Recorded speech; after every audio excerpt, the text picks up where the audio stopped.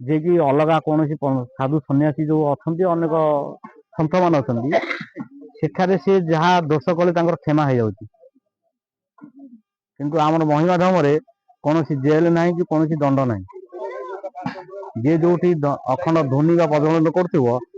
लगला अघटन घटल तेणुक अलग धर्म रे किसी ना किसी भोग विलास रही एसी अच्छी खट अच्छी पलंग अच्छी विभिन्न प्रकार सुविधा रही जोड़ा सारजम रही जहाँ भी आसव कि काया माया किंतु एठरे नहीं। गुरु परम ब्रह्म महामहिमाली प्रभु मंगल करंतु सब जगत विश्ववासी कल्याण करंतु अखिल विश्व ब्रह्मांड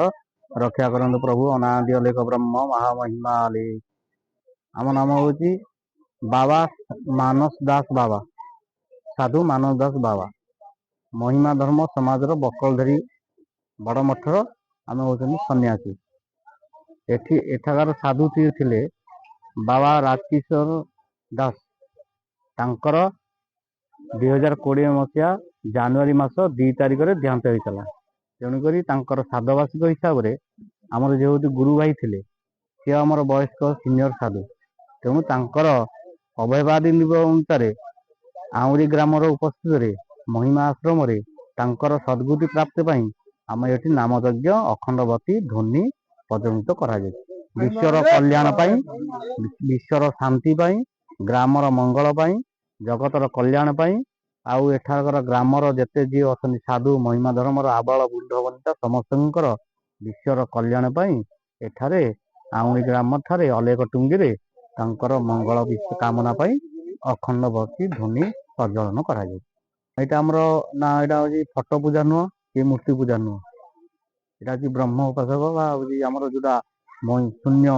पुरुष एटी किसी ना जोटा निराकार आम जो स्वयं परमात्मा परम ब्रह्म आमको जी सृष्टि करमें केवे ध्यान करूँ भूली जाऊे मातृगर्भ थिला बेले जो आम डाकुले प्रभु आमको केमती उद्धार कर आमको मत्यमंडल को आनंद कि मत्यमंडल जो जन्म नहीं गला आम से प्रभु से निराकार को आम भूली जाऊे कहीं ना कौ मार्ग संसार मार्ग हो कि कौन बाटर हो आम से भूली जाऊँ किंतु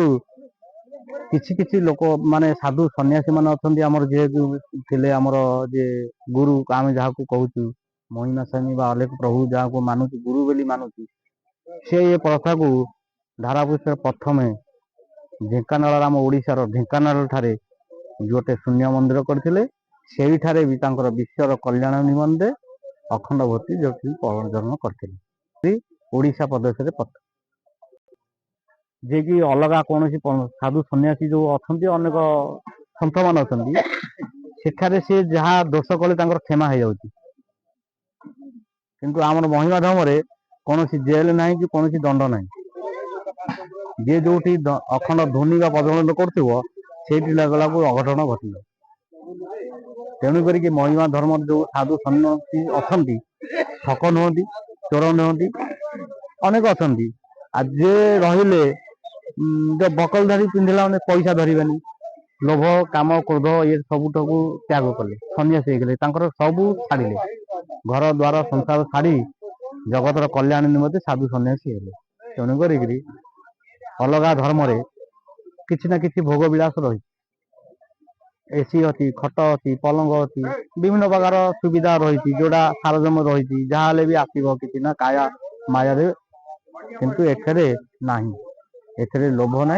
आसक्ति ना किसी ना पीवार संध्या कर सकाल मध्याह्न आमर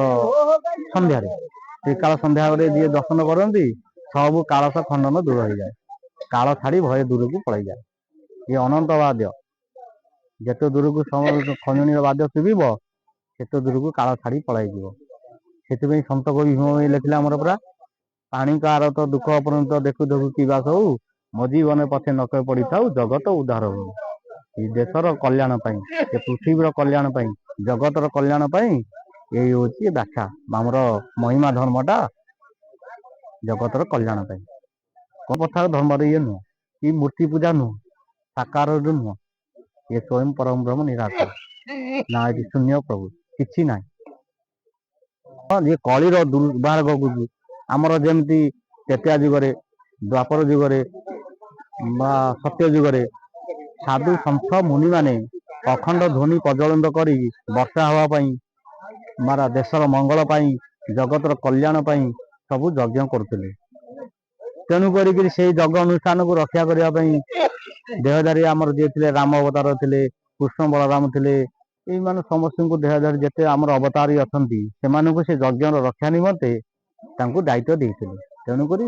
ମହିମା ଧର୍ମର ସେଇ ଯେମିତି ପୂର୍ବରୁ ଯୋଉ ସନ୍ନ୍ୟାସୀ ମାନେ ଥିଲେ ସେଇ ଯେମିତି ବିଶ୍ୱର କଲ୍ୟାଣ କରୁଥିଲେ, ଆମର ଏଇ କଳି ଯୁଗରେ କଳିର ପ୍ରାଦୁର୍ଭାବକୁ ଦୂର କରିବା ପାଇଁ ଜଗତର କଲ୍ୟାଣ କରିବା ପାଇଁ ମହିମା ସାଧୁ ସନ୍ନ୍ୟାସୀ ମାନେ ଅଖଣ୍ଡ ଧ୍ୱନି ପ୍ରଜ୍ୱଳିତ କରୁଛନ୍ତି। ଖାସ କରି ଜାତି ପ୍ରଥା ଯେତେବେଳେ ଥିଲା ବିରୋଧ ଥିଲେ, ଯୋଉମାନେ ଜାତି ପ୍ରଥାକୁ ଉଲ୍ଲଂଘନ କରୁଥିଲେ, ତେଣୁକରି ଜାତି ପ୍ରଥାକୁ ଇଏ କରି ସତ୍ୟ ସନାତନ ଧର୍ମ, ଏଇଟା ଆମର ଉତ୍କଳର ଧର୍ମ, ଏଇଟା ଓଡ଼ିଶାର ଆମ ଉତ୍କଳ ଭୂମିର ଏଇ ହଉଛି ଧର୍ମ। ତେଣୁ ମହିମା ଧର୍ମକୁ ସବୁ ସାଧୁ ସନତ ବିଶ୍ୱର ପ୍ରଥମ ବଡ଼ ଆଶ୍ରମ, ବିଶ୍ୱର ପ୍ରଥମ ମନ୍ଦିର, ବିଶ୍ୱର ସର୍ବାଧିକ ପ୍ରଥମ ଘଣ୍ଟି, ଆଉ ବିଶ୍ୱର ସବୁଠାରୁ ବଡ଼ ଆଶ୍ରମ ଯାହା କୁହାଯାଏ ମହିମା ଆଶ୍ରମ, ପୃଥିବୀର ପ୍ରଥମ ଏକମାତ୍ର ଧର୍ମ, ଯାହାକି ଏଠାରେ ଭୋଗ ବିଳାସ ନାହିଁ।